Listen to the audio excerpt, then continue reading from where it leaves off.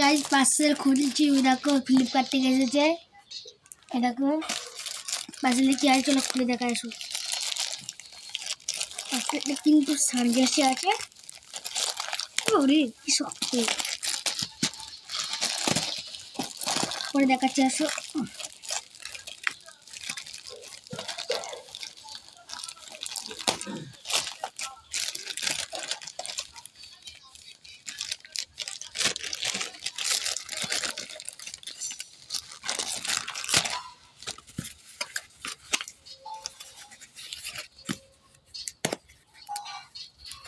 খুলে যা,